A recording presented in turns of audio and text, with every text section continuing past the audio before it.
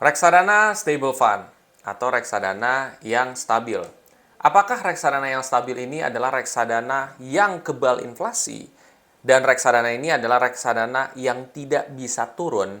Temukan jawabannya setelah yang satu ini.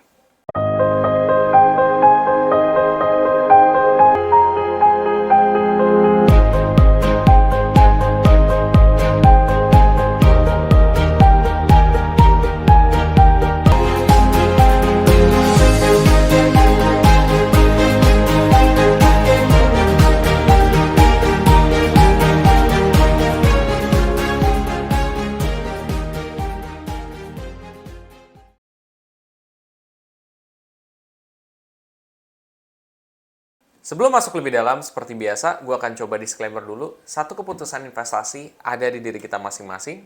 Dua, investasi itu pasti mengandung resiko. Salah satu resikonya adalah penurunan. Ketiga, gue tidak pernah mengadakan titip dana sama sekali. Oke, reksadana yang stable fund. Ini kenapa gue buat video khusus juga, karena supaya meluruskan pandangan-pandangan orang juga. Reksadana yang stable fund, ya ada banyak dugaan yang timbul. Satu, reksadana yang kebal inflasi. Kedua, reksadana yang memang dia nggak turun-turun, bersifat seperti reksadana pasar uang. Oke, gue akan coba bahas ya. Pertama, reksadana yang stable fund ini, apakah tidak bisa turun? Jawabannya adalah tidak. Ya, jawabannya adalah tidak. Jawabannya adalah tidak. Artinya apa? Artinya dia bisa turun. Artinya apa? Dia bisa turun. Artinya apa? Dia bisa turun. Itu udah gue ulang nih sampai 3 kali. Kenapa bisa gue bilang seperti itu? Orang selalu berpikir bahwa stable adalah dia naik secara stabil tanpa turun. Ya, orang mungkin banyak berpikir seperti itu. Tapi kenyataannya, kalau dalam investasi, tidak seperti itu. Tidak seperti itu. Bahwa aset ini juga bisa turun. Reksadana ini juga bisa turun.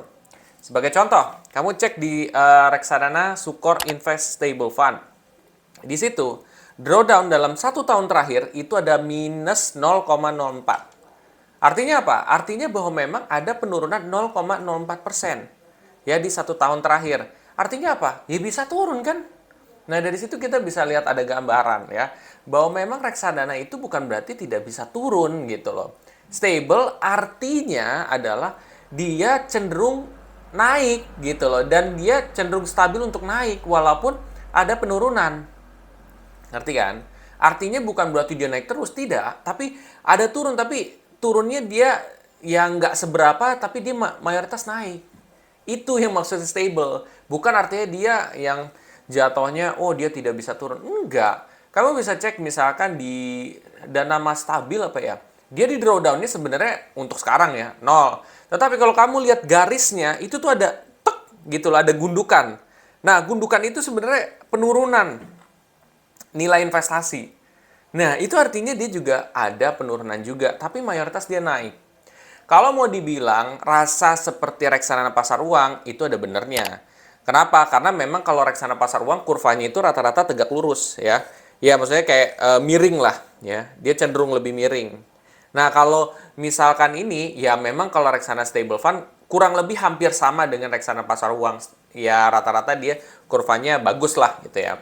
Tetapi kalau reksadana obligasi lainnya atau reksadana pendapatan tetap lainnya itu dia lebih fluktuatif lah seperti itu. Nah, sekarang sebagai logikanya adalah ya stable kan artinya bukan stabil untuk naik terus kan? Ya seperti yang tadi gue bilang. Begitu pula dengan reksadana pendapatan tetap ya, which is itu yang gue bicarain adalah reksadana pendapatan tetap atau obligasi ya. Nah, ini aja disebutnya pendapatan tetap, fixed income. Ya, fixed income ya, artinya adalah dia tetap. Tapi kenapa ada fluktuatif? Di situ kan kita bisa mikir, yang katanya tetap kok ada fluktuatifnya? Artinya bahwa bukan berarti dia tidak bisa turun. Itu dia bisa turun ya. Itu semua tergantung dari aset yang ada di dalam. Nah, itu kuncinya. Seperti itu ya. Jadi aset itu sangat berpengaruh terhadap ya kinerja reksadana. Suatu saat misalkan si manajer investasi dia mau ngerubah aset yang di dalam. ya tentu progresnya juga bisa berubah lagi, itu bisa. Fluktuatifnya juga bisa berubah. Tahun ini dengan tahun depan itu bisa berubah. Jadi ya jangan kamu kira langsung stable, kamu pasti naik terus-terus gitu juga. Enggak gitu. Akan ada masanya dia akan turun, tapi ya turunnya ya kecil gitu. Ya selama si manajer investasi dia juga mengalokasikan asetnya tuh tepat sebenarnya. Jadi ingat, manajer investasi kan juga punya hak untuk memindahkan aset juga, mengganti aset juga yang ada. Seperti itu. Terus yang ada orang juga bilang kebal inflasi, ya. Kebal inflasi benar apa enggak sih? Jawabannya adalah tidak. Ya, tetap dia juga akan ada pengaruh. Tetapi dia pengaruhnya lebih ya cukup mending lah gitu ya. Mending dibandingkan lu ke reksadana saham yang memang gejolaknya tinggi banget. Kalau reksadana obligasi dia lebih cukup stabil. Nah, stabil lagi ya, balik lagi ya. Stabil itu artinya rata-rata dia masih cukup oke lah. Turun pun masih bisa ya ditoleransi lah. Kalau misalkan yang kayak gede-gede resikonya kayak saham, reksadana saham, kripto, turunnya jek gitu. Nah, itu kan nggak stable seperti itu. Jadi jawabannya adalah kebal inflasi atau tidak, jawabannya adalah tidak. Tetap kena pengaruh, tetapi tidak sebegitu besarnya, ya. Itu kedua. Terus fakta apa lagi ya yang orang bilang soal stable fund ya? Stable fund RDPU itu ya ada benernya gitu. Terus kalau misalkan tidak turun itu tidak benar ya. Terus kalau misalkan dia kebal inflasi jawabannya adalah tidak benar. Tetap masih ada kena pengaruh tetapi masih kecil seperti itu. Itu sih paling gue mau meluruskan aja. Jadi sebenarnya mudah-mudahan dengan data ini kamu jadi bisa mengerti bahwa reksadana itu pasti ada resikonya, Pak. Ya logisnya nih, logisnya. Misalkan lo katakan di reksadana Sukor Investable Fund dia menawarkan lebih dari 5% ya. Bukan menawarkan sih, jatuhnya kayak 1 tahun terakhir untuk kinerjanya itu sekitar 5-7%. 7%-an lah. Sedangkan suku bunga deposito itu ya masih kisaran 2-3%-an lah. Nah, itu kan jauh banget dari bank. Kalau seandainya dia ternyata fix ya, dan dia tidak turun-turun, ya bank rugi dong. Ya bank rugi. Kenapa? Karena orang malas deposito, mendingan gue taruh di reksadana semua. Karena dia hasilnya akan ya sama, fix. Ininya bagus, ya pasti. Tapi kenapa tidak? Karena resikonya pasti ada. Makanya setiap reksadana itu akan ada resikonya, mau itu stable mau enggak itu tetap ada resikonya. Ya dan resikonya lebih besar, dia bisa turun lebih sedikit lebih dalam lah. Kalau deposito kan rata-rata dia stabil. Gitu. Jadi itu ada perbedaan, guys. Pokoknya ingat aja lah.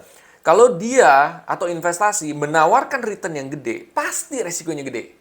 Kalau dia tidak ada resiko gede, lu harus bertanya, ini investasi benar atau enggak? Itu aja sebenarnya. Kalau ada sesuatu yang too good to be true, ya too good to be true gitu. Jadi kamu harus bisa menganalisa seperti itu. Mudah-mudahan video ini sangat bermanfaat juga. Nah, buat teman-teman semua yang ingin tahu soal investasi dan mungkin kedepannya gue juga akan bikin artikel juga soal ini ya, soal stable fund ini di www atau www.foruminvestasi.com ya. Kamu bisa coba kunjungi juga untuk belajar lebih dalam juga soal reksadana, cryptocurrency dan investasi juga. Mudah-mudahan ini bermanfaat. Dan bila mana setelah ini kamu termotivasi untuk mulai berinvestasi reksadana di aplikasi Bybit, kamu bisa pakai kode referral gue yang ada di kolom deskripsi di bawah ini. Ya, kalau kamu juga mau mempersiapkan dana darurat, kamu bisa pakai juga kode referral gue yang di Bank Jago ya. Lumayan kamu bisa dapat cashback 15.000 atau bahkan sampai 25.000 ya. Itu aja ya. Bila mana bermanfaat juga kamu bisa share ke teman-teman kamu yang lain. Sampai jumpa di video selanjutnya. Terima kasih.